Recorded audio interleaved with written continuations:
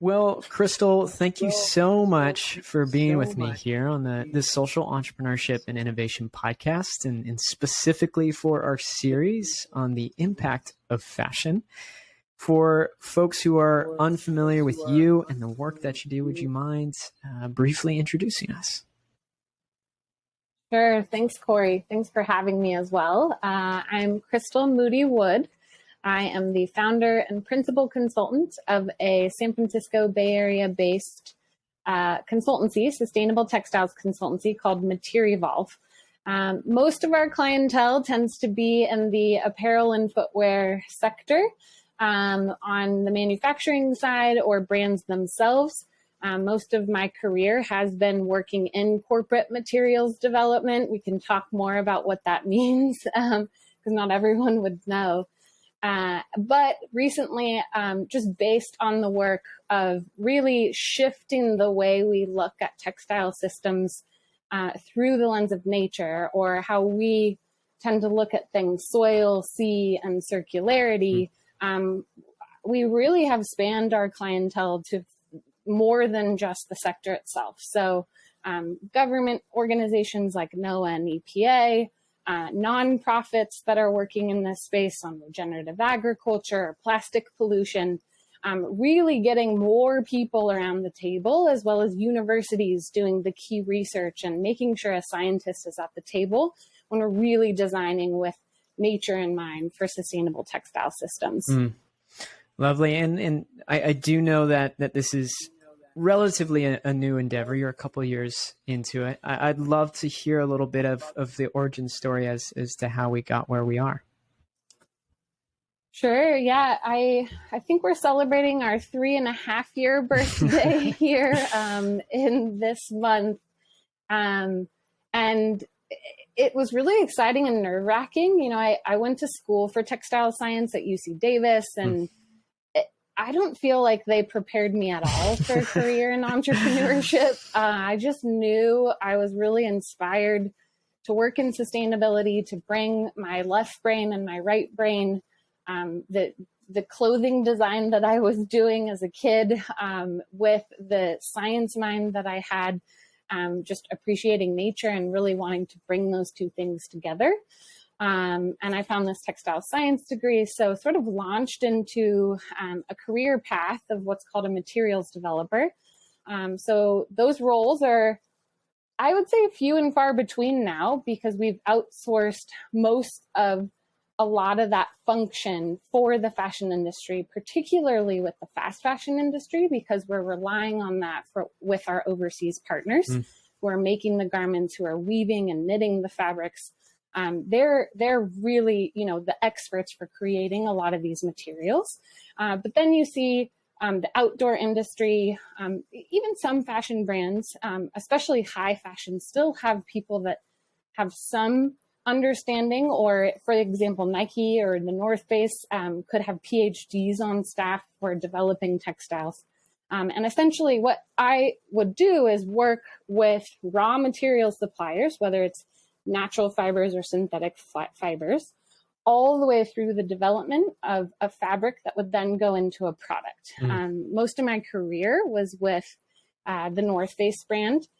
So a lot of fabrics for yoga and running and waterproof breathable jackets and even got to work on the Sochi Olympics a little bit, really performance oriented, testing and quality oriented, and then also looking at as many of the new materials and sustainable finishes and things we could do to materials along the way. After working for the North Face and really pushing for more and more access to what integrating sustainability could look like beyond a shift to recycled content, beyond a shift to a greener chemistry. How could we really build systems around sustainable products?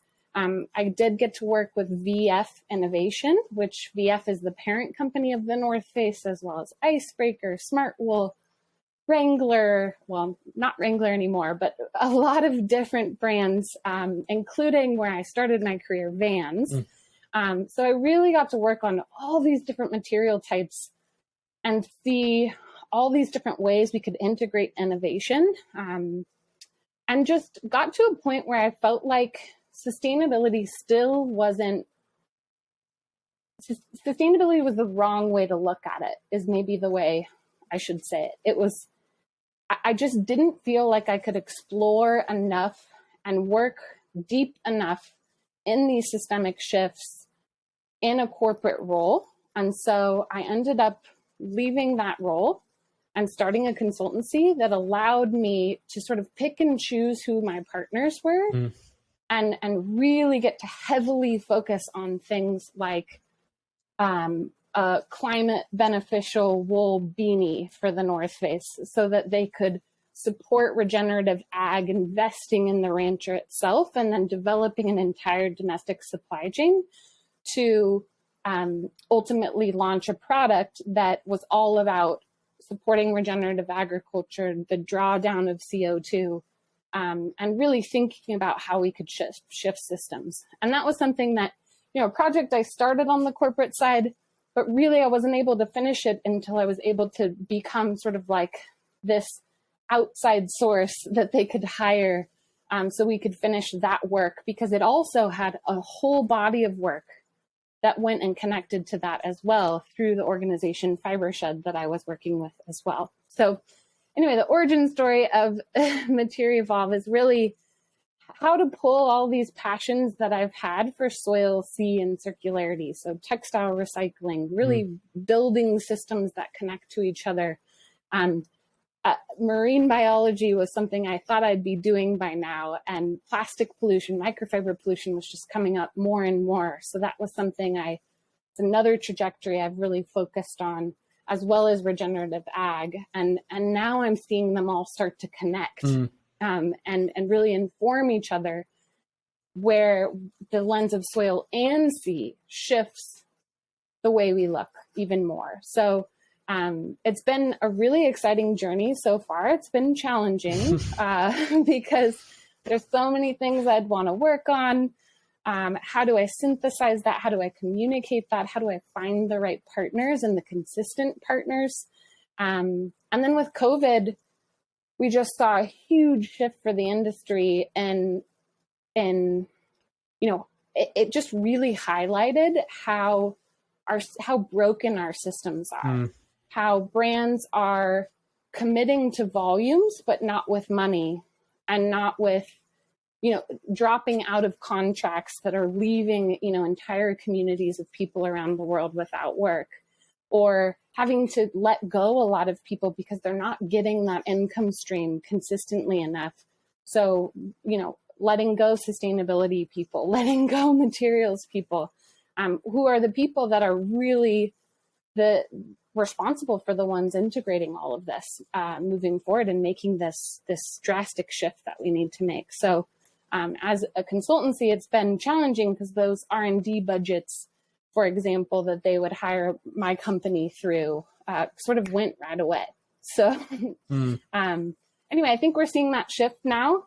A lot of brands, a lot of the industry is pivoting. They're realizing that sustainability is actually where the investment needs to go, that investment in materials, investment in how to reshape those systems drastically. So things have been much, much better in the last year and a half. It's definitely been inclining. That's good to know. that trajectory is perhaps shifting a bit. So much in there that I'd love to touch on.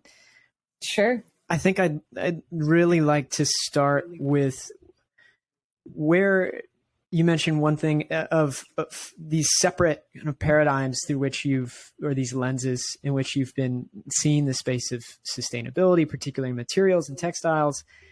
And I just kind of had my head racing, thinking, I'm like, yeah, those are wildly different things. Regenerative agriculture, looking at, marine biology. And I'm wondering, I immediately got curious as to where are you seeing the connection? Where is that coming for you? What sort of dots are you bringing together? Sure. Yeah, it's really interesting. So materials are anything and everything that make matter in this world. We create some of it, and nature creates some of it. Nature creates all of the components at one point, right? We've just decided, we've created things like polyester, which is one of the workforces for many sectors, not just our polyester clothing, our, activewear. It's in a lot of our activewear these days, but also what we drink beverages out of. It's the very similar polymer types. And now we're seeing, we can recycle bottles, plastic bottles into clothing. Textiles is actually a second use that works really well because we don't have as high of standards for a textile from polyester, for example. Interestingly, so, we have this issue, microfiber pollution, that I think is still generally coming across people's desks and people are starting to understand. But essentially, I think more people understand plastic pollution as it relates to the oceans, just because that's been communicated more over the last few decades. Cigarette butts and diapers and plastic bottle tops and things like that. Fibers are even more ubiquitous, and they're not something that we can see. And the reason that is because textiles are all around us. There are carpets, there are curtains, there are upholstery, they're what we wear every day. We wash these things very often, we dry them, we put them through a lot of mechanical agitation, and those materials don't stay in the place that we originally put them. We as humans are moving them around the ecosystem. So one place that I think is super interesting that soil and sea come together is for the folks that do understand and have been tracking microfiber pollution, there's been a lot of focus on that pollution coming from our laundering practices, from just everyday laundering that we're doing, and that's going into our municipal water treatment systems and then getting out into the ocean.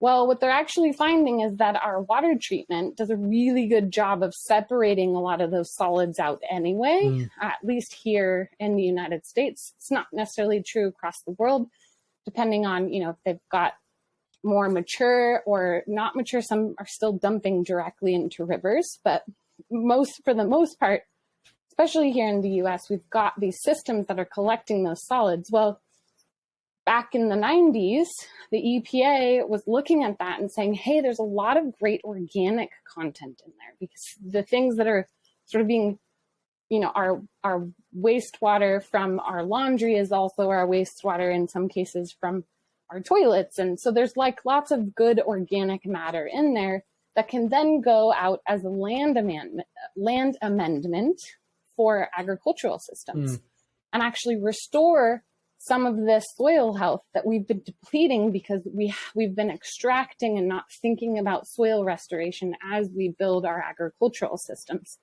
It doesn't necessarily go out on food land per se, but it's going out and it's seen as a way of, instead of landfilling this material that's being separated, let's use it as an environmental benefit. Well, so now we've moved all these biosolids that can be as much as 75 to 95% of the microfibers that are going through these systems.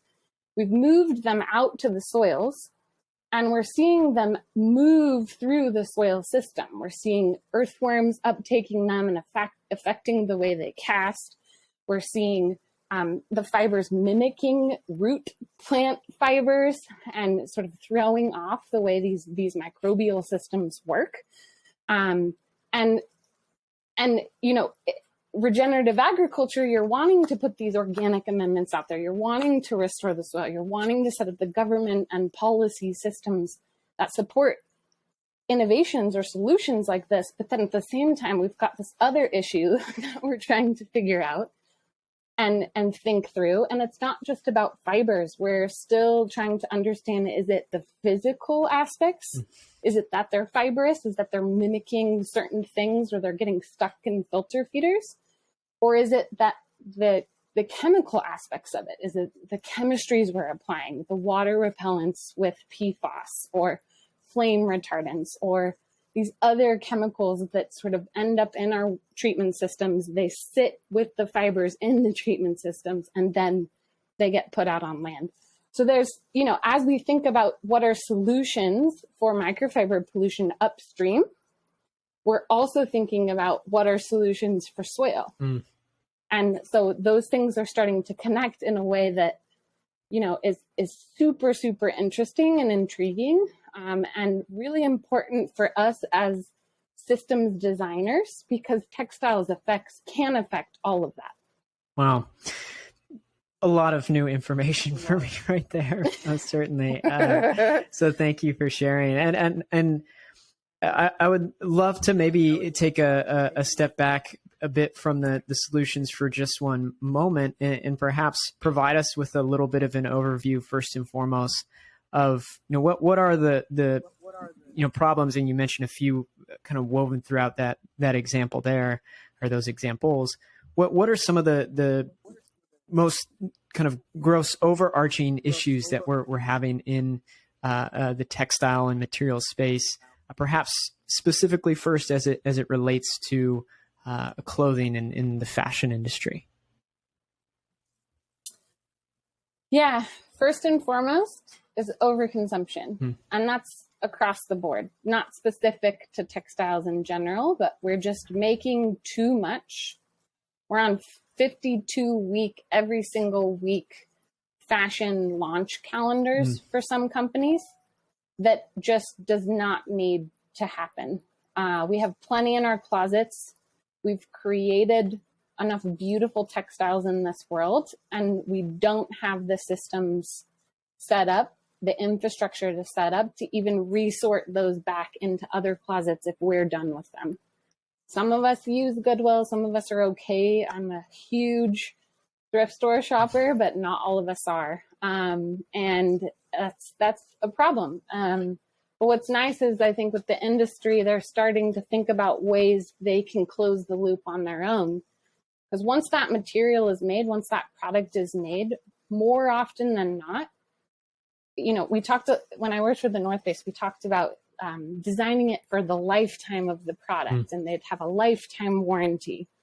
Well, those jackets were lasting 3 or 4 lifetimes. Many, many people could wear them.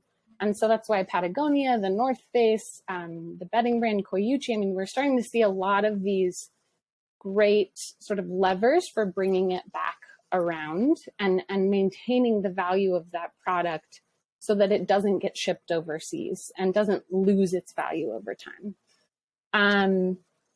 Another big issue, I think, in general, is quality and how we care for our items. So part of that, I think, is industry, where we aren't designing with enough quality in mind, with enough longevity in mind, beyond the consumer's first buy and first purchase. And the other part is as customers, as wearer of clothing, I think a lot of us aren't looking enough at care labels and really thinking about how we wash items and how gentle we can be. Laundering can most of the time be the worst thing you can do to an item. Unless you're climbing Mount Everest or you've got a baby coming, when stains and things like that come up. They're just really, a lot of things don't even need to be washed after every single wear, particularly if you wear more cotton and you wear more wool. These are things that you can just sort of put back in the closet and wear again. And we don't have to wash them every single time. So I think those are two major things that before we get into the materials, the science side of it, the making of new product, I think we need to figure out how to do more with what we already have and be more creative in that way. And then for what my company tends to focus on is really this idea of re-looking at how we create products. So if a product needs to live, it's not just about fit and style and profit anymore. Those things are must-haves. But it incorporates this lens of nature, incorporates the people that are making the product, as well as, even down to the microorganism that's making that product. And so looking through soil, looking through sea, looking through circularity, it really shifts the way we create product and the why we create product. And that for me is what is the major shift that needs to happen. And as we all learn more about climate change and the things that need to happen, which is a lot of what my consultancy supports brands and cross-sector groups, is really understanding the science around it so they know what the levers are for ultimately focusing and shifting that system. As we understand that science, we'll let it create or let it inspire the creativity of the product that comes out of it and the reason for buying. And as customers, we should be buying for our values. If we care a ton about water, we make sure that company is doing something about water and they're authentically telling you how they're integrating this lens into the way that they work. Don't just buy because it's pretty anymore. At least, I see that shift already happening. That's something that's important to me.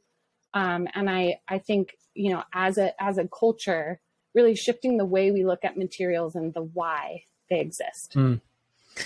So, Krystle, in your work, let's say that you're stepping into a new brand, maybe particularly in the fashion space, and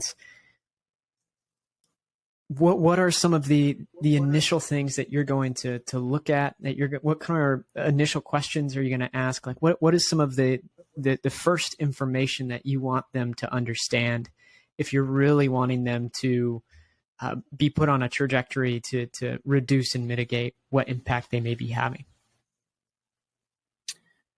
Yeah, I think first and foremost, and I think it's because my business is the most equipped in this way, is really just getting an understanding of where their material strategy is today and where their sustainability goals are today. Because a lot of times within these businesses, they're not necessarily made, those goals or that strategy is not made by the same set of people. And so, an executive team or a sustainability person may make goals, and then the materials team has a separate set of goals, and they're not necessarily integrated and the infrastructure is not built in. So for me, when I first have conversations with a new brand, it's typically they're coming to me because there's some sort of really exciting topic. They want to talk about green chemistry, regenerative agriculture. They want to understand microfiber pollution and what they can do about it, textile recycling. We start there. We start with what does your team look like? What does your strategy look like as a company? How do those interrelate? What are key hurdles you're already hitting up against? And then we can dive into, okay, how can we really, how can we get you the resources that you need and equip you internally so that you can make these shifts towards the values that make the most sense for your brand. Not everyone can tackle all of these things. And in fact, that's not the best approach. It's what makes sense for your customer, what makes sense for, your origin story or your team itself, navigating, really coach different companies on, okay, you've got these great resources. Let's use those to start and then equip you from there. You've got this great group of people that keep coming back to you for clothing. Let's recirculate your own clothing. Your clothing's lasting 30 years and let's set up those systems. Or maybe that's just something the CEO is really excited about. Okay, let's do it. Or you're a primarily cotton brand, for example, and you'd like to set up circularity. Well, a lot of the infrastructure today is easier to recycle cotton than it is to recycle blends or things with spandex or things like that. So we can start to navigate what those conversations look like. Excellent. And so I'd be curious to know if we could perhaps use the three lenses through which you like to look in this field, the soil, sea, and circularity, and perhaps walk through each in part as to like what's some of the ideal that we should be looking for. And I know it's been sprinkled in through our conversation already, but I'd love if you could provide perhaps some tactical, tangible examples as to, if we kick it off with soil for one, like what should be the standard. And I know you use the language of regenerative textile systems. And so perhaps you could provide us with a bit of a definition, because I know sustainable textiles, that may not be exactly what you'd like to describe what we're aiming for. Yeah, perhaps if we could work through soil first, I'd love if we could go that direction. Sure. Yeah, soil's a great place to start, because I think it's really where my thought journey started. The big shift for me was learning about how soil works and the role that soil plays in the carbon cycle. And that's thanks to a nonprofit that's here locally in the Bay Area, but they've got affiliates as well, called Fibershed. And Rebecca Burgess, the executive director, talks a lot about, they've got some great resources and really thinking through soil to soil systems, and translating that with the carbon cycle. So right now, just saw this IPCC report and the dire consequences that we have ahead of us and really the big shifts we need to make. I think a lot of people understand there's too much CO2 in the atmosphere. But what's amazing is how, learning, carbon's not bad. It's just in the wrong place right now. We just don't have that right balance. So soil is the second biggest carbon sink on this planet. And that's stored in the organic content of the soil itself, and just the way we've been sort of exploiting soil and not really thinking through. We've been putting a lot of synthetic fertilizers out instead of really thinking through systems that restore that, putting cover crops on in the seasons when we're not growing things like cotton for our clothing or food for our plates, really.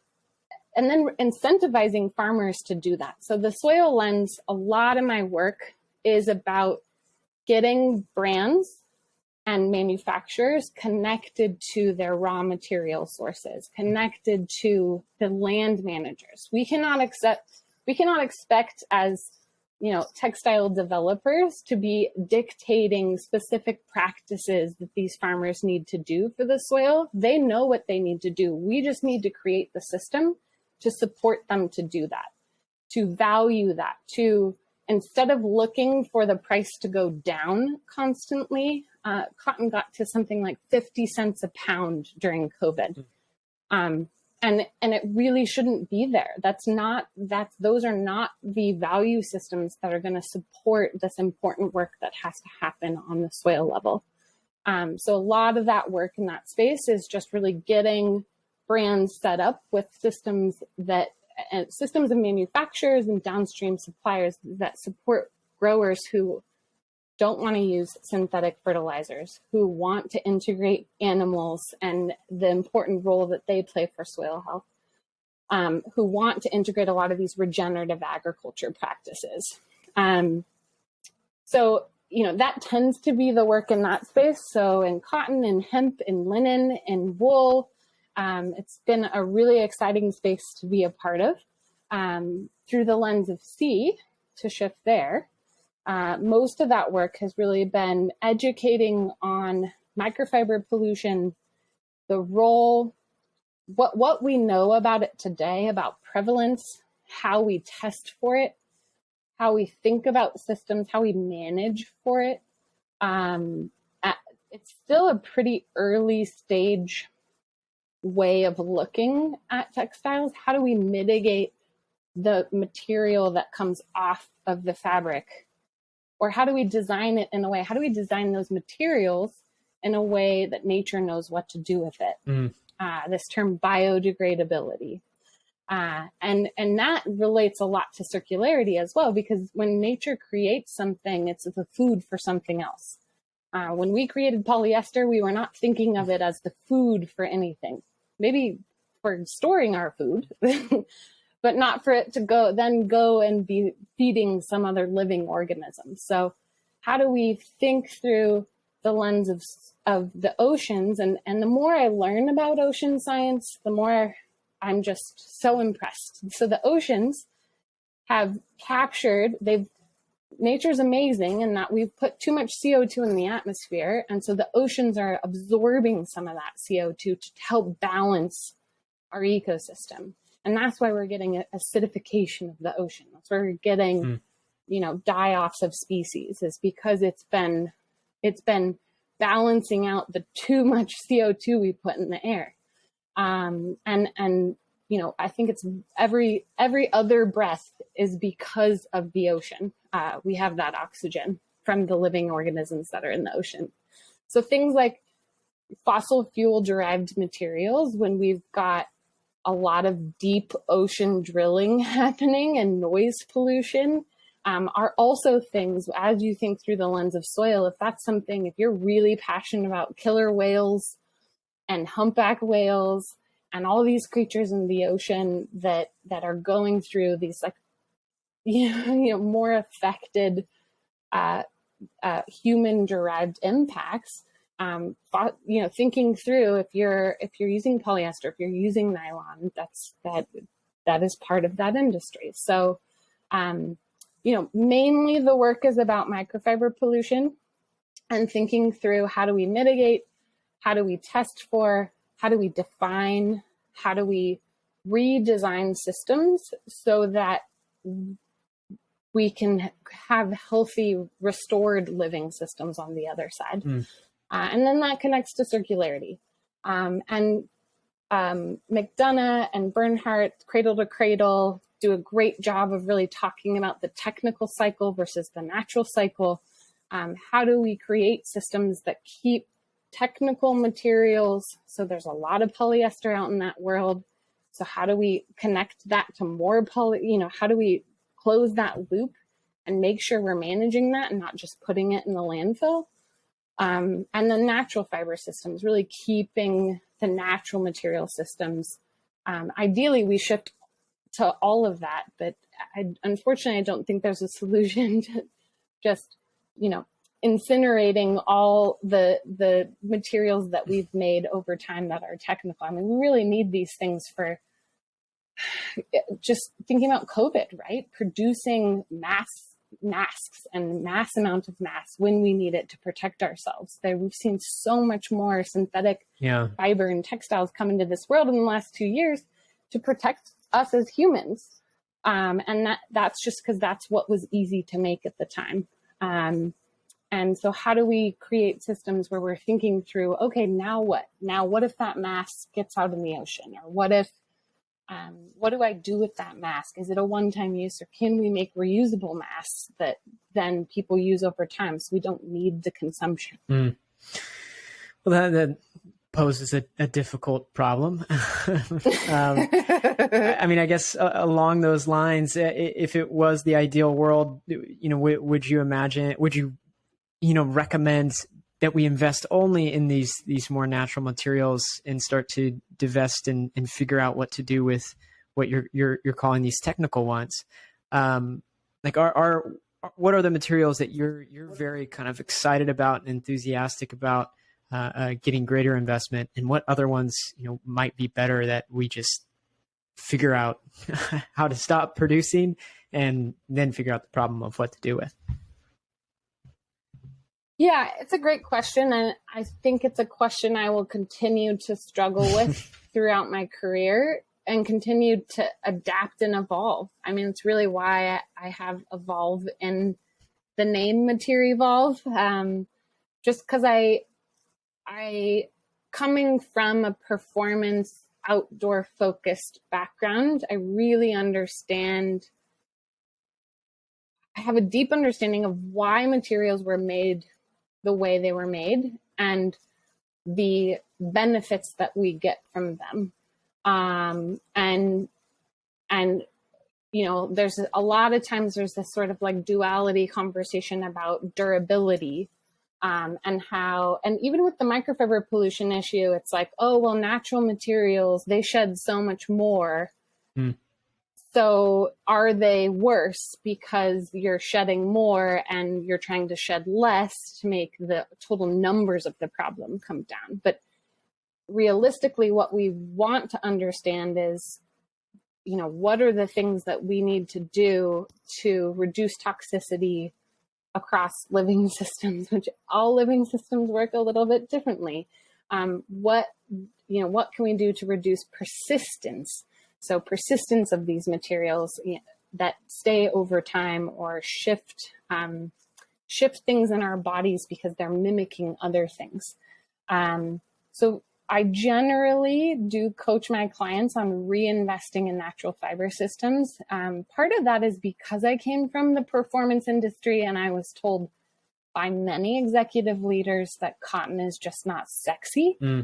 Yet we do things like add chemistry to polyester to give it a cooling effect or change the cross section, which is the shape of the fiber as it's extruded, to make ourselves more comfortable. There's a reason cotton is in a lot of our wardrobes. It's because of its moisture capacity, because of the performance characteristics it has. It's a sexy fiber. But it also comes with this sort of institution and history of socially and environmentally, of just not designing a system that's about people and ecosystem restoration. And so that chemical agricultural system really needs to shift. So when I say reinvesting in natural fiber systems, I don't just mean a switch to cotton or a switch to hemp. Like, you need to dive. It's an investment in material science and really understanding what are those levers at every stage with my supply chain or my network that I can really invest in to ultimately create a better product through the lens of nature. So I guess shifting the way, instead of saying, reinvesting in a specific material type, it's really investing in how those materials are made and who you make them with, and ensuring that they fit those sustainability values that you've really built as a company. So I do work, I've worked with a lot of different bio-based materials, with some of these newer mushroom-based materials, spider silk, PHA, PHB, these other polyester types that are polymers that actually exist in nature, but now we're trying to figure out how to scale and create them in a way that we can make materials long enough that once they do find an ecosystem, they may be able to biodegrade. So I'm not all in one camp yet. And so do you believe that the pace of investment, time, money, and otherwise, is it moving at the pace at which we need, or does it need to move a bit faster? Yeah, we are not moving as fast as we should. I think a lot of companies are still, it's the way we built business. We built business to grow fast, scale fast, and make as much profit as possible. And, thankfully, with things like the B Corp justification or sort of B Corp classification, we're starting to see ways that as businesses we can shift for other shareholder interests, including environmental sustainability. Because we just, with the IPCC report and what we've been seeing, in my generation, I feel like it's been a very clear message. We need to make drastic shifts, and we're just not making them. A shift in material content, and that's it, is not enough. We need total systemic shifts. And the money that we're making off of these items, the way we build margin, really needs to go less into things like marketing and more into things like materials innovation and the people that are making those items, whether it's the brand themselves or the people in another country that we've hired to really support us in designing these wonderful items. The $5 t-shirt should not exist. It should really have the true cost built in. Certainly. And so I'm wondering along those lines for the person listening in who might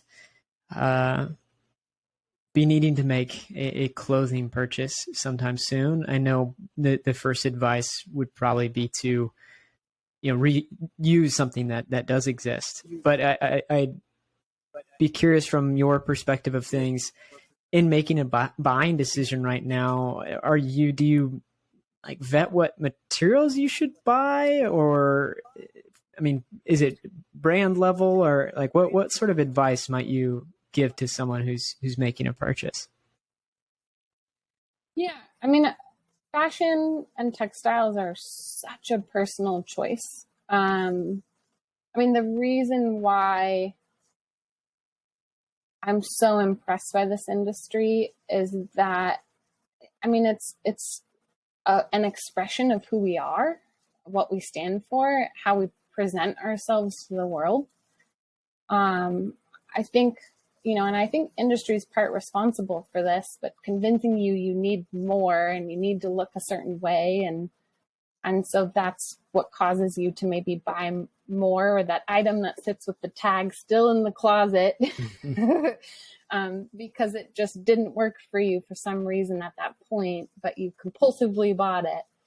I think first and foremost, the question is, do I really need this? Does this represent who I want to present myself to be in the world, creatively, intellectually? And, as you know more, not everyone thinks about fabric. Like, there's still a lot of people that don't associate plastic and polyester. And I think the microfiber pollution issue is sort of rooting that in folks like, wait, what? Polyester is a plastic? Oh, I didn't realize that. So to me, I think for everyone, it's just really thinking more about your personal choice and what you care about as it relates to ecosystems and nature, or maybe it's people. And there's a ton of companies that are doing great work and just investing in the people and making sure fair labor and fair trade is happening within their network, supply network, not chain. Let's get rid of that word. But yeah, so for me personally, it does look like shifting to natural fibers. And I'm just more comfortable. I mean, I'm 38 weeks pregnant and very happy to be in cotton right now. But for others, it may look different. And I that's okay. But just have that in mind when think about the material choice you're making, in addition to the style, fit, and cost choice that you're making. Really excellent advice. And I'm interested, Krystle, who are maybe the brands, individuals, or organizations who are inspiring you in the work that you do? Yeah, I feel really fortunate to have this business that allows me to reach out to the businesses and organizations that really inspire me. And work with them and think through what are ways that we can combine our superpowers and shift the way textile systems are made. So again, I'll mention Fibershed. Five Gyres is another organization that the lens of sea, I can really go back to them and this plastic pollution research sale I did back in 2018 in Indonesia. I have this picture of a cotton t-shirt. And the reason I knew it was a cotton t-shirt that we found out wrapped up in the mangroves in a small island in Indonesia. The reason I know it was a t-shirt is because what was left over was the tag that said 100% cotton, and then a gray sewing thread that was attached to that tag and then nothing else. It's like a skeleton because the cotton had degraded away and sort of, it was somewhere out there in the ocean. And what was left was this synthetic tag and synthetic sewing thread that showed, that a t-shirt got out into the ocean and this was going to stay for a while. Wow. So it was a really impactful trip because there was the physical aspects of we were collecting bottles. That's much easier. Macroplastics are much easier to see. But the more I learn about microfiber pollution, the more I'm deep in it. And Five Jars is with me on that. So we're working together on what, educational programming looks like, potentially a California expedition in 2023, where we can take cross-sector groups out to do the research and workshop how we can think through the lens of sea. And yeah, I think there's just other great groups like Textile Exchange is an amazing resource for the industry. For me us as consumers, I would say, a lot of the nonprofits I mentioned before are really great to follow. And then just so many great brands that I've been able to connect with and really get deeper on strategy from outdoor, from fashion. Like I said, I think since COVID, there's been such a shift in the way brands are thinking about sustainability and integrating it in. So, I'd hate to only name a couple when there's so many good ones out there. And you'll know once you start looking through these lenses and really investigating their websites and it's not just about a sustainability report anymore. It's why you exist as a brand. So look for those brands that match yours. And they're probably ones I also like. I'd second that. You can tell a lot from the level of detail and information that folks share on their websites. Sometimes they're libraries of record of, what their own impact is, what specifically are the problems and challenges that they're trying to address in their production process, whatever it might be. You can start to tell the difference. It's really well documented, and you can tell like these people are very passionate about this, enthusiastic about it, and detailed in it. And it becomes obvious when you're looking for it. That transparency is so important. And I think, I think it is driven by our generation, this sort of ask for, well, we don't see how these things are made around us anymore. So now tell us how they're made, and then tell us what you're doing to really think through the people that are making it and the living systems that are affected by it. So I really appreciate when there's blog stories on that, or like that's part of the marketing campaign. I mean, it's why, I said reduce the amount of money you spend on marketing, but marketing is education. And I think we can shift it rather than pushing the product, don't push, but educate on the living systems that you're supporting as you create these materials and products. Yeah. Marketing and advertising might just be bad words at this point. And we need a different look at it. Because it touches back to the same thing you mentioned of that level of intentionality and I guess attentiveness in making a purchase if you are to make one.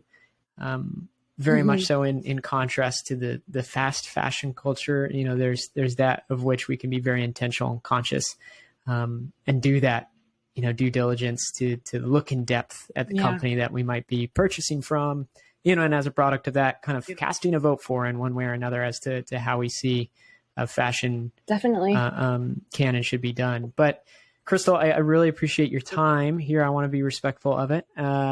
Just a few rapid fire questions before we finish up. Is that all right? Sure. All right. So first off, what's maybe a book or film or podcast that you might recommend? Maybe anything that's impacted you recently or something you always come back to? Yeah. I'm a textbook reader, so I think for your audience themselves, probably not as many books And I've been reading a lot of pregnancy related books as well recently. Okay. So I would say a good movie if you haven't seen it yet, and it's on it's the theme of green chemistry. So it's a movie with Anne Hathaway, and I'm trying to remember the main actor's name, but it's called Dark Waters. And it's about DuPont and water repellents. And I think it's important for anybody and everybody to watch because it's a class of chemistry that we know a lot about. And we really should be regulating against. And it's not just on apparel, it's on furniture and food products and things like that. So I really highly recommend watching Dark Waters if you have the opportunity. Good one. I actually, I don't think I should have been so surprised by that you're a textbook reader from how this conversation has gone and the research that I did beforehand. So that adds up. That adds up. Next one for you. What is one daily habit or morning routine that you feel like you absolutely have to stick to, if any? Such a good question. Getting outside. Just, I do a dog walk.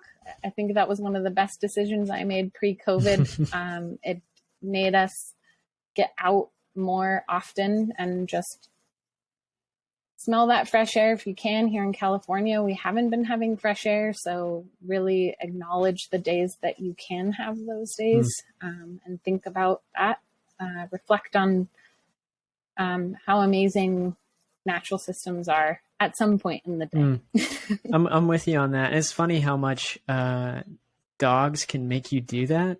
Like my wife and I, we do appreciate being outdoors, and we would without dogs, but we've kind of become a connoisseur of parks as a product of that. It's like one of the first things we notice when we're in a new city, and now here moving into Boston, it's like, oh, that's a good park. Oh, do you see that on the map? That's a good park. Should we go check that out? Yep. Yeah. And it kind of becomes gives you purpose. Yeah, that's right. It's a checklist. Purpose to explore. That's right. And one final question for you, Krystle. What's one bit of advice that you might leave our listeners with? These folks are social entrepreneurs, change makers, business leaders from all sectors all over the world.